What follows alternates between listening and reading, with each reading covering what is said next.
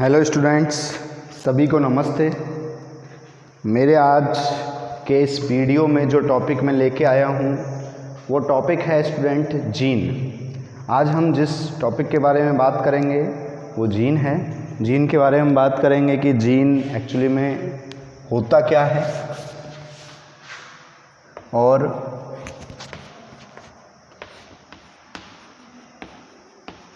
इसके कितने प्रकार हैं, इसकी संरचना कैसी है और जीन की अभिव्यक्ति कैसे होती है।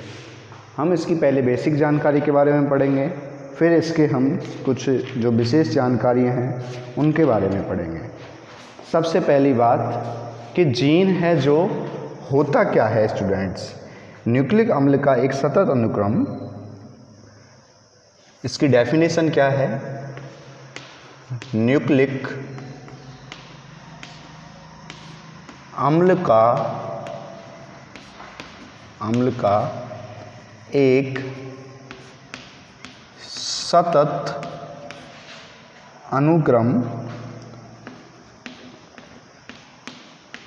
अनुक्रम जो एक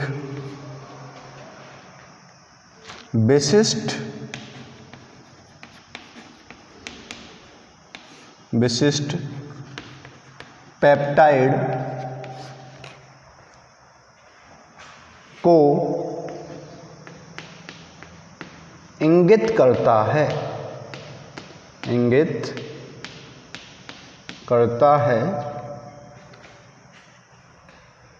या न्यूक्लियोटाइडों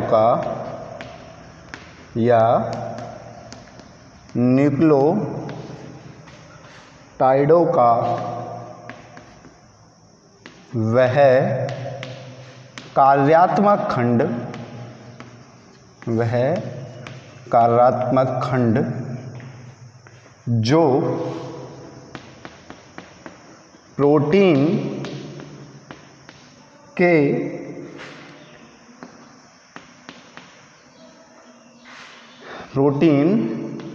संश्लेषण के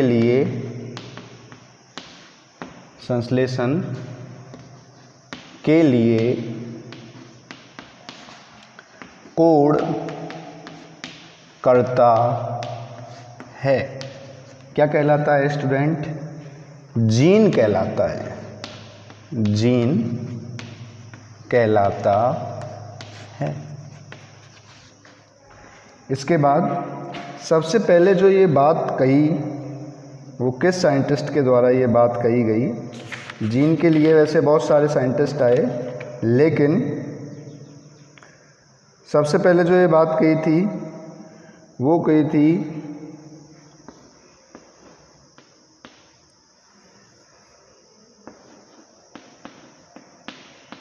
जॉनसन नाम के वैज्ञानिक ने।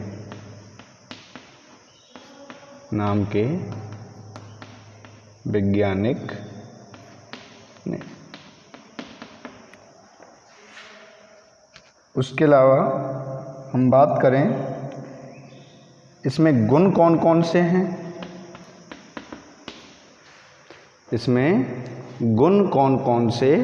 हैं, तो स्टूडेंट एक बार इसकी ये जो है वो क्या है, परिभाषा है। ये परिभाषा के बारे में बात हो रही थी। मैं दोबारा से रिपीट करना चाहूँगा कि न्यूक्लिक अम्ल का एक सतत अनुक्रम जो एक विशिष्ट पेप्टाइड को इंगित करता है या न्यूक्लियोटाइडों का वह कार्यात्मक खंड जो प्रोटीन संश्लेषण के लिए कोड करता है, क्या कहलाता है? जीन कहलाता है। मतलब एक तरह से एक विशिष्ट एमिनो अम्लों का एक समूह है, विशिष्ट एमिनो अम्लों की एक पेप्टाइड चेन है जो कि एक प्रोटीन संश्लेषण के कार्य को क्या करता है, एक तरह से निर्देशित करता है, इंगित करता है। उसे क्या कहलाते हैं? उसे क्या कहते हैं? हम जीन कहते हैं या वह जीन कहलाता है। बात करें, जॉनसन ने सबसे पहले इस नाम का यूज किया, जीन शब्द का। उससे पहले जॉनसन से पहले आपके मेंडल ने कारक शब्द यूज किया था।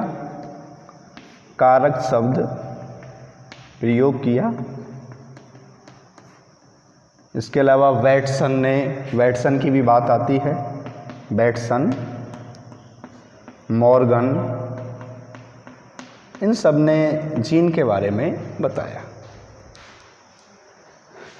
स्टूडेंट अब बात करेंगे हम इसके गुणों के बारे में। तो ये इसके गुण कौन कौन से हैं? पहली बात यह है आनुवांशिकी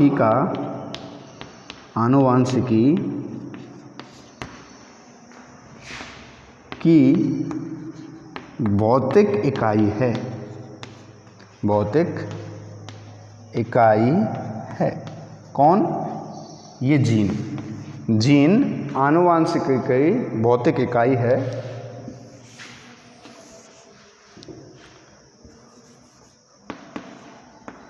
आनुवांशिकी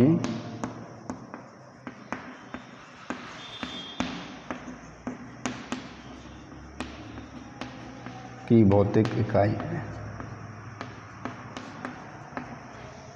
इसके अलावा हम बात करें कि और इसके कौन कौन से गुण हैं, तो जीन प्रोटीन तथा आरएनए अणु को क्या करता है? कोडित करता है। जीन प्रोटीन तथा आरएनए अणु को कोडित करता है, कोडित करता है। इसके अलावा तीसरा जो मुख्य पॉइंट है इसका वो ये है किसी भी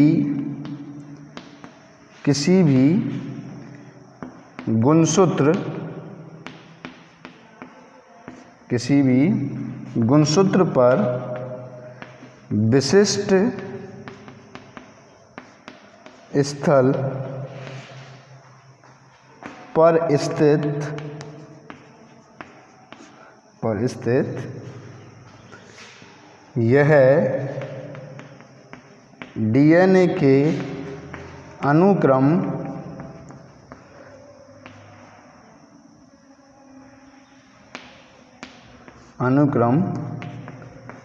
होते हैं।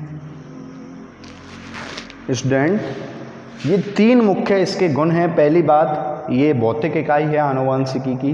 दूसरी बात जीन प्रोटीन तथा आरएनए अणु को कोडित करता है। तीसरी बात किसी भी गुणसूत्रों पर विशिष्ट स्थल पर स्थित यह डीएनए के अनुक्रम होते हैं। स्टूडेंट इसके लिए आप एक स्क्रीनशॉट ले सकते हो जिससे आप इसको बाद में भी पढ़ सको। तो सबसे पहले हमने इसकी परिभाषा के बारे में बात की, दूसरी बात की इसके गुणों के बारे में।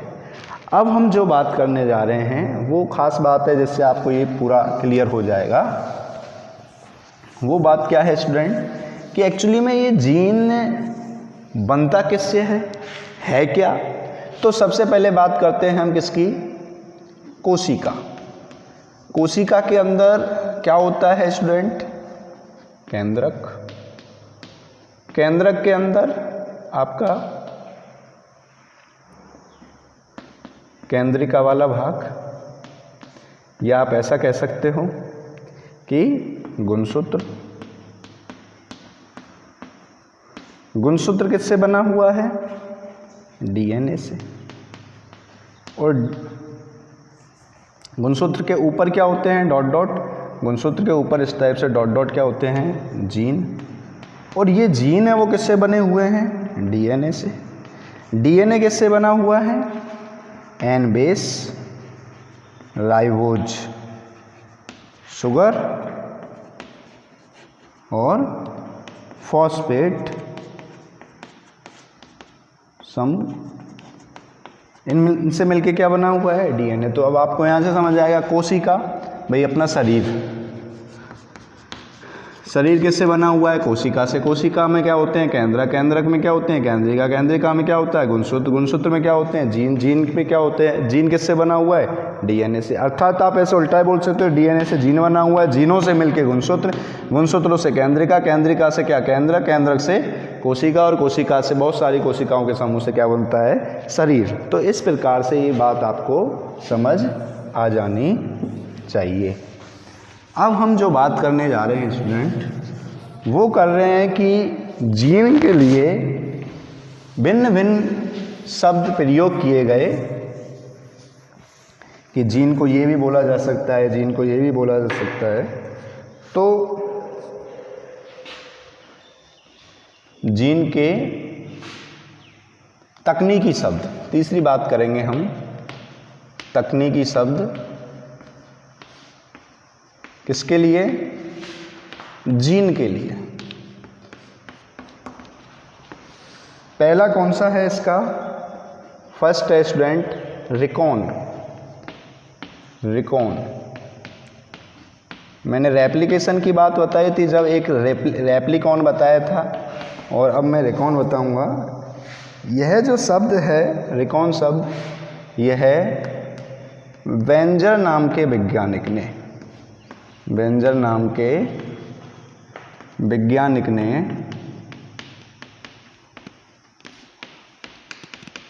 प्रतिपादित किया, प्रतिपादित किया। उसके अलावा है क्या ये? यह पुनः संयोजन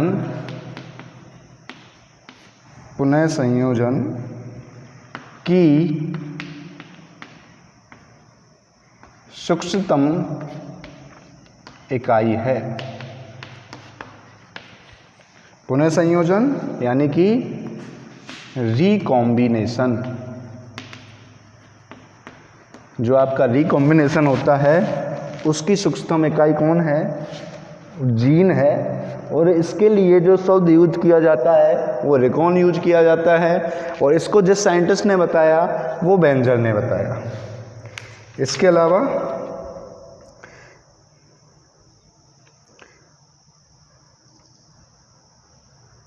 बात करें कि ये बनता कैसे है, तो डीएनए में संलग्न, डीएनए में उपस्थित न्यूक्लियोटाइडों के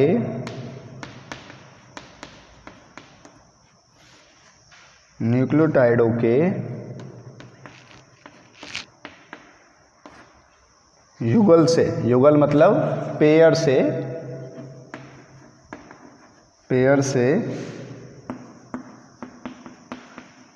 व्यक्त किया जाता है। तो एक तरह से रिकॉन शब्द है वो भी यूज किया जा सकता है किसके लिए? आपके जीन के लिए। और इसका मुख्य कार्य क्या है? पुनः संयोजन या रिकॉम्बिनेशन करना है। किसने बताया इसको? वेंजर ने बताया। बात वही आई डीएनए में उपस्थित, यानी डीएनए से बनने वाला जो मटेरियल है वो क्या है? रिकॉन है। अर्थात ये क्या है? जीन है। ये है जीन। बी बात करें सिस्ट्रॉन की, सिस्ट्रॉन, यह शब्द भी किसने दिया? यह शब्द भी वेंजर ने दिया। यह शब्द भी किसने दिया? वेंजर ने ही दिया। इसका मेन काम क्या था? यह जीन की क्रियात्मक एक इकाई है। सिस्ट्रॉन की बात कर रहा हूँ। सिस्ट्रॉन यह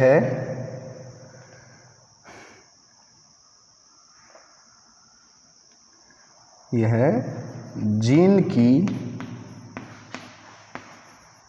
क्रियात्मक इकाई है और डीएनए के सबसे बड़े भाग को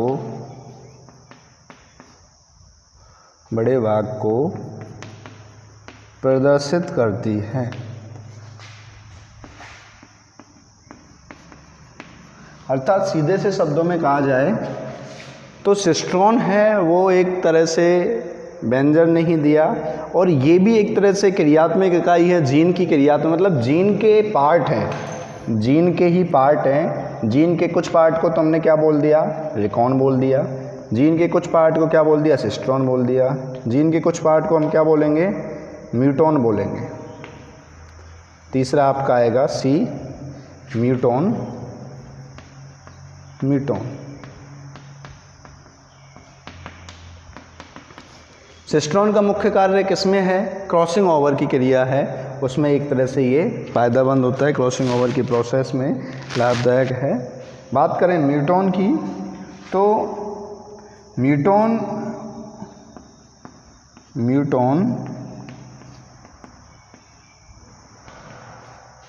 उत्परिवर्तन, म्यूटेशन के लिए उत्परिवर्तन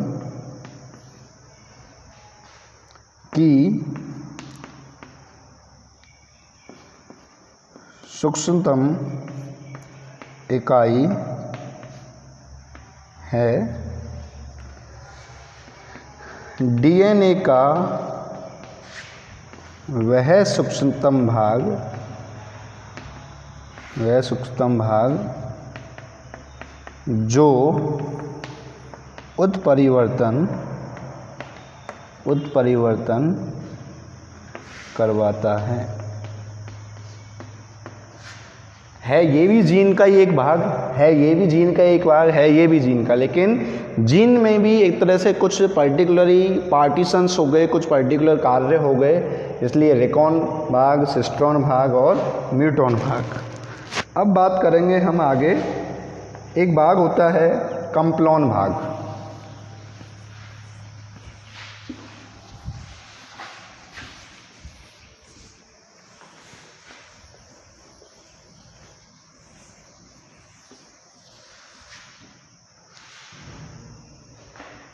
चौथा भाग है आपका कम्प्लॉन।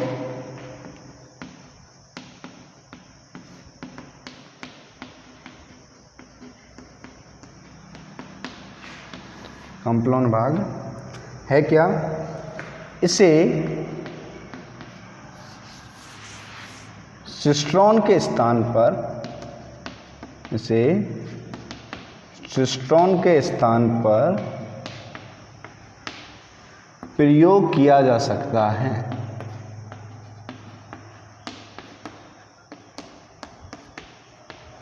अर्थात इसका कार्य भी क्या हुआ, क्रॉसिंग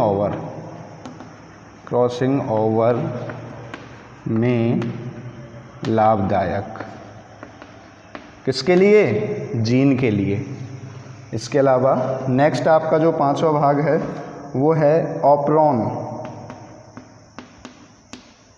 OPERON। ऑपरॉन भाग ऑपरेटर जीन, अभी आप पढ़ोगे, ऑपरेटर जीन व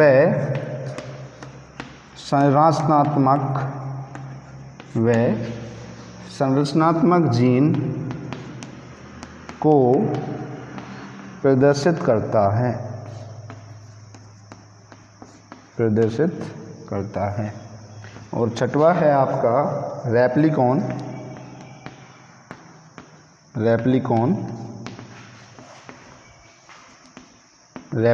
भाग। रेप्लिकॉन यह भी जीन का एक भाग है जो डीएनए रेप्लिकेशन